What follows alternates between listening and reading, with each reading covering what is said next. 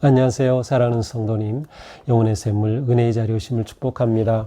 권능의 주님이 우리와 함께 하십니다. 우리와 함께 하시는 주님을 찬양합니다. 기도합시다. 주님 감사합니다. 오늘도 주님의 은혜로 새날을 주시니 감사합니다. 주님의 놀라우신 은혜와 사랑 안에 사는 저희들, 오늘도 말씀으로 진리를 깨닫고 주님의 선하심을 깨닫고 또한 주님의 인도하심을 따를 수 있도록 성령님께서 저희들의 마음과 생각을 주장하여 주시옵소서. 계시록의 말씀을 통해 주시는 주님의 경고와 은총의 말씀 저희들이 잘 받고 주님 앞에 거룩하고 아름답게 마지막 때를 준비하며 승리의 길을 향해 나아갈 수 있도록 오늘도 성령님 말씀으로 인도하여 주시옵소서. 예수님 이름으로 기도합니다. 아멘. 오늘 말씀은 요한계시록 9장 13절에서 21절입니다. 여섯째 천사가 나팔을 불매 내가 들으니 하나님 앞 금제단 네 뿔에서 한 음성이 나서 나팔 가진 여섯째 천사에게 말하기를 큰 강 유브라데에 결박한 네 천사를 놓아주라 하매 네 천사가 놓였으니 그들은 그 년 월 일시에 이르러 사람 3분의 1을 죽이기로 준비된 자들이더라. 마병대의 수는 2만이니 내가 그들의 수를 들었노라.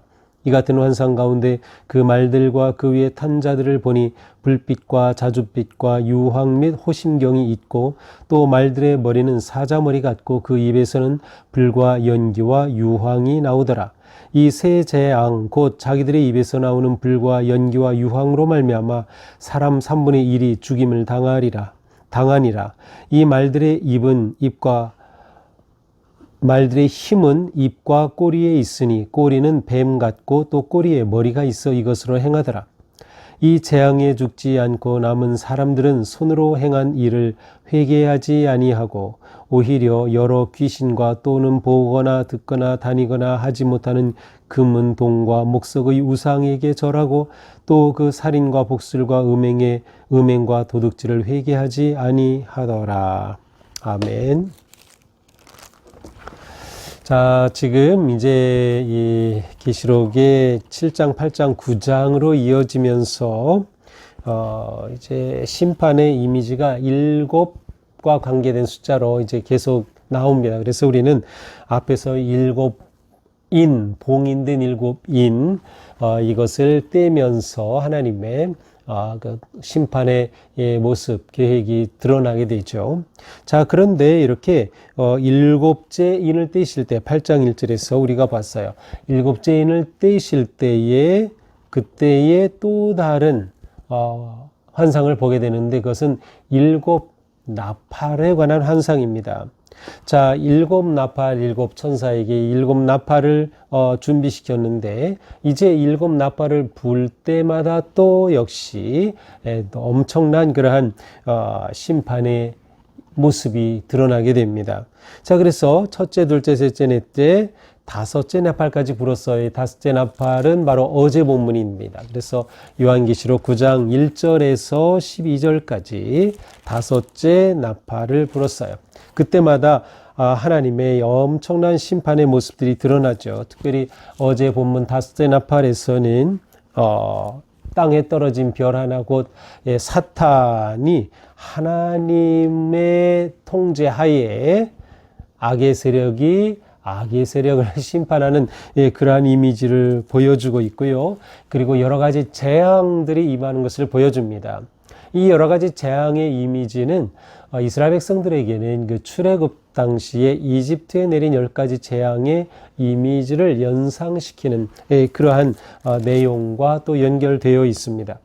자, 이렇게 다섯 번째 천사가 나팔을 불어 심판의 모습을 보여주신 후에 오늘 본문은 여섯째 천사의 나팔입니다. 자, 13절이죠. 여섯째 천사가 나팔을 불매. 자, 나팔을 부니 어떠한 모습이 드러납니까? 여기서는 이제 음성으로 들려요. 내가 들으니 하나님 앞 금 제단 네 뿔에서 한 음성이 나서, 자, 금 제단은 향로를 의미하죠. 그리고 여기서 네 뿔의 음성이 들려요. 이 네 뿔에서부터 음성이 나오는 그 소리를 듣게 되는 것이죠. 어떤 음성입니까? 14절, 나팔 가진 여섯째 천사에게 말하기를, 자, 여섯 천사가 나팔을 불었죠. 이 나팔 가진 여섯째 천사에게 말합니다. 큰 강 유브라데에 결박한 네 천사를 놓아주라 하매, 큰 강 유브라데에 결박되는 네 명의 네 천사를 놓아주라. 여기서 천사는 좋은 천사가 아닙니다. 왜냐하면 결박한 천사죠. 결박한 천사이기 때문에 타락한 천사를 의미합니다. 아니면 악마라고 표현해도 괜찮아요. 그러니까 결박한, 하나님께서 결박한, 그래서 타락한 천사들 이를 풀어놓는 겁니다. 그러니 악마가 풀리니, 타락한 천사들이 풀리니 이들이 나아가 심판에 엄청난 일을 일으키는 것입니다. 자, 이렇게 하여서 15절, 네 천사가 놓였습니다. 결박한 네 천사를 놓여주라 해서 놓였습니다. 그러니 그들은 그 년월일 시에 하나님이 정한 하나님의 시간이죠. 그때가 되어 사람의 3분의 1을 죽이기로 준비된 자들이다. 이때가 되면 사람의 3분의 1을 죽이기로 준비되었다. 자, 전부가 아니라 3분의 1이에요. 우리 앞에서도 똑같이 3분의 1 나왔죠. 이것은 여전히 하나님의 심판 가운데 있으면서도 하나님의 은혜가 있는 거예요. 모두 다 죽임으로 희망이 사라진 것이 아니라 여전히 기회와 희망이 남아있는 모습. 아직까지도 구원받을 기회가 있는 그러한 모습을 보여주고 있는 거죠. 자, 그런데 우리가 여기서 14절에 큰 강 유브라데에 결박한 네 천사라 그랬어요. 자, 유브라데 강은 역사적으로 굉장히 중요한 강입니다. 이스라엘 백성들에게 있어서는 하나님께서 이스라엘 백성들의 배반과 우상을 섬기는 이런 모든 악한 일에 대한 심판으로 그들을 심판하실 때 바로 유브라데 강 건너편에 있는 바벨론이 내려와 그들을 점령하고 이스라엘이 망했어요. 그래서 유브라데 강은 하나님의 심판이 시작되는 곳이기도 하죠. 동시에 지금 이 요한계시록이 쓰여지고 전해지는 이때는 로마 제국이 통치할 때입니다. 이때 역시도 이 유브라데 강을 경계로 하여서 로마 제국과 파르티아 제국이 대치하고 있습니다. 근데 파르티아 제국은 엄청 강력한 제국이고요. 한때 주전 53년에 로마를 쳐들어가서 로마를 아주 힘들게 큰 피해를 준 적이 있고요. 또 62년에도 로마를 침공하는 적이 있어요. 그러니 이 파르티아 제국이 로마 제국에는 아주 두려운 존재입니다. 로마 제국이 남쪽으로 서쪽으로 북쪽으로 다 차지하고 있지만 이 파르티아 제국이 딱 버티고 있는 유브라데 강을 경계로 해서는 지금 엄청난 위협을 받고 있는 것이죠. 어쩌면 이러한 이미지를 보여주는 것인지도 모릅니다. 다시 말하면 로마 제국을 향해 이 파르티아 제국이 마치 결박한 천사가 놓여서 그렇게 심판하여 3분의 1을 죽이기로 된 그와 같은 모습이 이 로마 제국이 일어날 것을 예고하는 것인지도 모르죠. 물론 여기서 이것은 모두 상징적인 의미다라는 점을 우리는 놓치면 안 됩니다. 중요한 것은 때가 되면 하나님께서는 이 땅의 악의 나라들, 악의 제국, 악의 세력, 악의 권세를 무너뜨리시는 거죠. 자, 그런데 재미있는 것은 하나님께서 이 오늘 본문에서 여섯째 나팔을 통해 보여주는 이 비밀은 하나님이 악의 세력을 통해 악한 자들을 심판하고 계신다는 거예요. 악한 천사들을 통해서. 그래서 이렇게 심판하는 모습이 어떻게 나옵니까? 16절입니다. 마병대의 수는 2만 명이니 2만만이니. 자, 2만만이라는 것은 2만 곱하기만 하면 2억입니다. 2억. 마병대 수가 2억. 이것은 정말 숫자가 2억이라는 것이 아니라 엄청 많다는 뜻이에요. 누구의 마병대일까요? 유브라데 강 건너에 묶여 있다가 풀린 만약에 이 당시 제국으로 표현한다면 파르티아 제국인 거예요. 실제로 파르티아 제국은 아주 기마병이 강력한 기마병과 불화살로 유명했던 그러한 군사력을 가지고 있었어요. 그런데 이 마병 대수가 2만이니까 2억이나 됩니다. 엄청 많다는 것이에요. 그래서 이 말들을 타고 내려오는 것입니다. 심판하는 거예요. 그 모습을 보니까 말과 말에 탄 자들을 보니 불빛이 있고 자줏빛이 있고 유황빛, 호심경은 이 가슴에 붙이는 그러한 갑옷과 같은 것이죠. 이 가슴을 보호하기 위해 바로 그것이 있고, 그런데 자줏빛, 유황빛, 불빛이에요. 이것은 모두 죽음의 색깔, 전쟁의 색깔, 두려움을 의미합니다. 또 말들의 머리는 사자머리 같이 생겼고요. 그 입에서는 불이 나오고요. 유황이 나오고 연기가 나옵니다. 그래서 이 말을 통해서 불, 유황, 연기로 심판을 하는 것이에요. 3대 재앙이 임하는 것이죠. 자, 하나님께서는 하나님의 백성들, 하나님을 믿고 하나님을 의지하고 예수 그리스도를 주님으로 고백하고 믿음을 지킨, 이 엄청난 박해 속에서도 믿음을 지킨 자들은 우리 앞에서 봤지만 인을 치셨어요. 인 쳐주셔서 그들을 보호하시고, 너는 하나님의 자녀다라고 하는, 하나님의 것이다 라고 하는 그 확증이죠. 이 인이라고 하는 게 구체적으로 무엇인지는 우리는 몰라요. 어떤 사람은 이것은 세례다라고 표현하기도 하고, 어떤 분은 이게 십자가 모양이다 이렇게 표현하기도 하지만, 아주 이 초기에는 사실은 그 십자가가 그리스도인을 대표하는 그러한 상징은 아니었어요. 그래서 무엇인지는 모르지만 아마 세례받은 그것을 의미할 가능성은 아주 높아요. 어쨌든 그렇게 인친자들 하나님이 보호해 주시는 거예요. 그런데 이 자들은, 인침을 받지 못한 자들은 이 심판에서 벗어나지 못하는 거예요.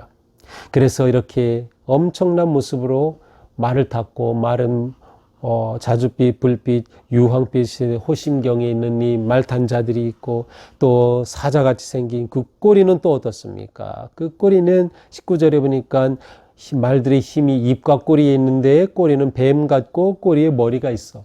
그냥 상상해 보시면 돼요. 이게 구체적으로 뭘까 뭐 이렇게 찾으려고 하지 말고 상상력을 통해서 이렇게 무시무시한 정말 괴물, 강력한 괴물이구나. 꼬리가 있는데 뱀 같은 꼬리예요. 그리고 거기에 머리가 달려있는 그러한 모습입니다. 자, 이렇게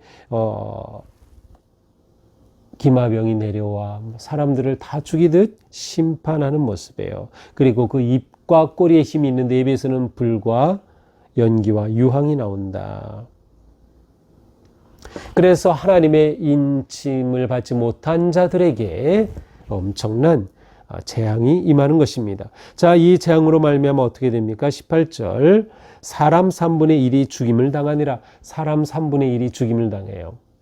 자, 어떤 사람들은 지금 인류 역사, 지금 이 땅에 있는 모든 사람들, 전 세계 사람들의 3분의 1이 죽으면 종말이 임한다, 뭐 이렇게 말하기도 하는데, 이것은 완전히 성경을 잘못 말하는 게, 3분의 1이라고 하는 것은 꼭 인구의 3분의 1이 죽을 때 죽음으로 마지막 종말이 오는 것을 의미하는 것은 아니에요.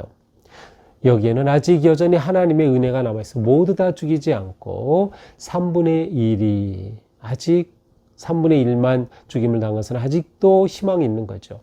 하나님께로 돌아갈 희망, 회개할 희망, 구원의 희망이 아직도 있는 것이에요.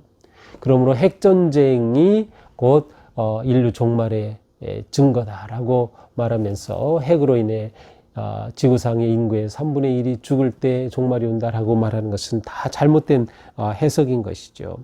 자, 이렇게 하나님의 심판이 임하는 것입니다. 그런데 이때 죽지 않고 살아남은 자들은 몇이에요? 3분의 2가 되겠죠. 이 사람들은 20절, 21절에 보니까 여전히 깨닫지 못하고 있어요. 그래서 손으로 행한 일을 회개하지 않고 있어요.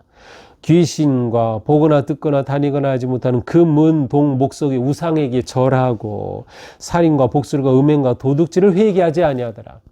자, 로마 제국은 엄청난 우상이 가득한 제국이에요. 그리스 로마 신화로부터 나온 많은 신들이 있고요. 신전들이 있고요. 황제 신도 있고 황제 신전도 있고 온갖 우상으로 가득한 것이죠. 바로 이곳에서 예수 그리스도 믿음을 지킨다고 하는 것은 엄청난 일이었어요. 그래서 순교당한 자들이 많이 있었죠. 그 순교당한 자들이 우리 앞에서 봤죠. 6장에서 하나님께 기도하고 있죠. 언제까지입니까? 언제까지입니까? 오늘 본문은 바로 그러한 기도에, 순교자들의 기도에 하나님이 응답하시는 거예요. 하나님의 연월일 때가 되면 이처럼 하나님의 심판이 임한다. 너희의 기도에 응답이 있을 것이다. 라는 것을 이처럼 보여주시는 것이죠. 심판에서 살아남은 3분의 2조차도 아직 하나님께로 돌아오지 않는 그러한 비참한 모습이에요. 로마 제국 가운데서 어쩌면 배교한 그리스도인들을 포함할 수도 있어요. 그래서 그들이 돌아오기를 원하셨지만 회개하지 않은 것을 드러내는 그러한 오늘의 본문입니다. 자, 오늘 말씀을 보면서 오늘 말씀은 무엇이에요? 여섯째 나팔 재앙의 모습이에요. 여섯째 나팔을 재앙을 통해서 이러한 모습들이 보여준다. 자, 어떤 분들은 오늘 본문을 통해서 당시 로마 제국을 하나님께서 멸하실 것을 보여주시는 것이다. 뭐 여러 가지 역사적인 것과 연결시켜서 설명을 합니다. 우리는 이미 이것은 2000년 전에 있었던 사도 요한을 통해 주신 계시 말씀이에요. 그렇다면 이것은 그 당시 로마 제국이나 파르테아 제국이나 하는 이러한 정치 역사적인 사건과 상황을 배경으로 한 상징적인 의미의 말씀으로 우리에게 전해졌다라는 것을 보면 되는 거예요.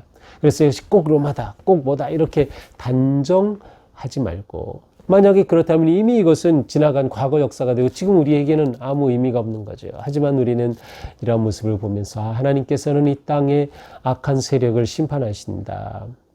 하나님의 자녀들에게는 인침을 주셔서 보호하시고 하나님의 것으로 삼으시고 지켜주신다.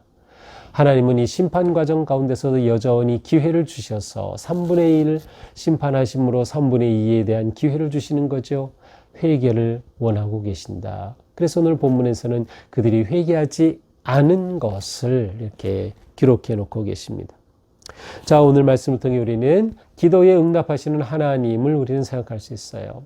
우리는 앞에서 6장 10절에서 순교자들의 간절한 기도가 금향로의 기도가 올라가는 그런 모습들을 봤어요. 그 기도에 하나님께서 응답하신다. 우리가 지금 이곳에서 기도하는 그 기도는 아무런 의미가 없는 것이 아니라 하나님께서 역사하시고 응답하시는 놀라운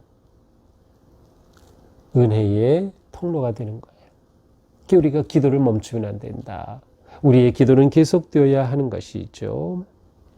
또한 우리 주님은 심판의 주님이셔요.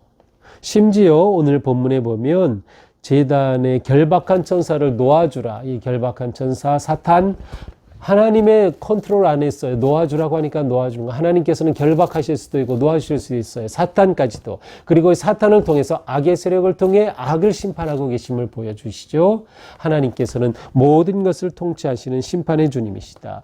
모든 것은 하나님의 주권 아래에 있다. 그러므로 하나님의 인침을 받은, 주님의 인침을 받은 성도는 어떠한 위기에서도 하나님의 보호하심과 하나님의 인도하심을 받는다는 거예요. 이렇게 하여 초대교회 성도들은 큰 격려와 힘을 얻게 되는 것이죠. 우리도 마찬가지예요. 아, 그렇구나. 역사의 주관자는 하나님이시구나. 그러니 우리는 어떤 상황에서도 두려워하지 말고 희망을 가지고 주님을 의지며 끝까지 믿음을 지키는 것, 이것이 우리에게 얼마나 중요한가를 봅니다. 또한 회개가 살 길이다. 오늘 마지막 본문에 남은 자들이 회개하지 않는 모습을 드러내고 있어요. 그들은 결국 멸망하게 되는 것이죠.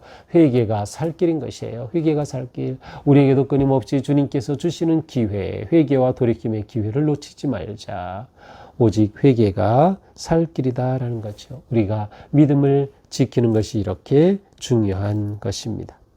자, 계속되는 말씀 우리가 기대하면서 오늘 하루도 모든 일의 주관자이신 하나님을 신뢰하고 악의 세력을 심판하시고 못지르시는 주님의 권능을 의지하며 담대하게 믿음으로 승리의 길을 걷는 우리가 되기를 축복합니다. 기도합시다.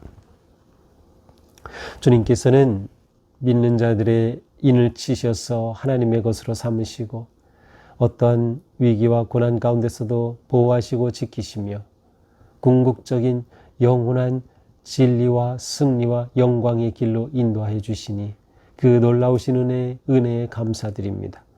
우리가 사는 이 세상도 온갖 불의와 악과 더러움으로 가득한 곳이지만 그러나 이런 상황에서 저희가 믿음을 지키게 하옵소서. 믿음을 순수하게 지키고 거룩한 믿음으로 승리하게 하여 주시옵소서. 어떠한 악의 세력과 사탄의 공격으로부터도 저희들을 지켜주시고 오직 주님을 의지하며 승리의 주님, 모든 역사의 통치자 되시는 왕이신 주님만을 의지하고 나아가는 우리가 되게 하여 주시옵소서. 예수님 이름으로 기도합니다. 아멘. 네, 오늘도 주님 은혜로 우리 삶이처럼 거룩한 승리의 영광의 하루가 되기를 축복합니다. 사랑합니다.